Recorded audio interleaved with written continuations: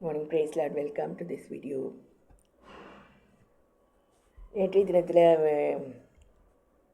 என்னுடைய பள்ளி தோழியுடன் பேசிகிட்டு இருந்தேன். நாங்கள் 2 பேரும் ஒன்றா ஞானஸ்நானம் எடுத்தவங்க, ஒரே பாஸ்டர்கிட்ட வளர்ந்தவங்க எங்கள் ஊரில். இப்பயும் அவள் சின்சியராக வேலை பார்த்துருக்கா. இப்போ சின்சியர் ஒர்க்கர்ஸ்க்கு அதிகமாக வேலை தராங்க அப்படின்ற மாதிரி ஒரு கம்ப்ளைண்ட் இருக்குது.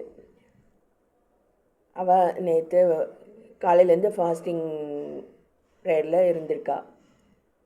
அப்புறம் பார்த்தாக்கா ஈவினிங் குக் பண்ண போகிற டைமில் வேறு ஏதோ வேலை சர்ச்லேருந்து வருது, என்னால் முடியலை அப்படின்ட்டு சொல்லி புலம்பிகிட்டு இருந்தா. அதுபோல் நிறைய சர்ச்சஸில் பார்த்திங்கன்னா காலையில் 5 மணிலேருந்து நைட்டு 7-8 மணி வரைக்கும் பல ஆராதனைகள் நடக்குது. அதிலெல்லாம் மெயினாக இந்த மாதிரி சின்சியர் ஒர்க்கர்ஸு தான் நான் பார்க்குறேன். அவங்க தான் அதை லீட் பண்ணுறாங்க, பாட்டு பாடுறாங்க.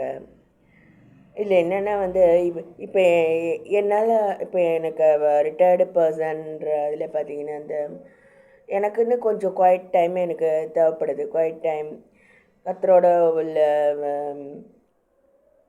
பர்சனல் ப்ரேயர் டைம், அதெல்லாம் எனக்கு தேவைப்படுது. அப்போ தான் தினசரி என்னுடைய பலன் புதுப்பிக்கப்படும். அப்படி இல்லாமல் நான் தினந்தோறும் சர்ச்சில் போய்ட்டு லீடராக இருந்தேன் அப்படின்னு வைங்க, அப்படி நான் செய்யறதில்ல. அது ரொம்ப ஸ்ட்ரென்வஸாக இருக்கும். நம்முடைய ஆவிக்குரிய பலன் குறைந்து போகும். பொதுவாகவே பிஸி அப்படின்னா பீயிங் அண்டர் செட்டானிக் யோக் அப்படின்னு சொல்கிறாங்க. அதோட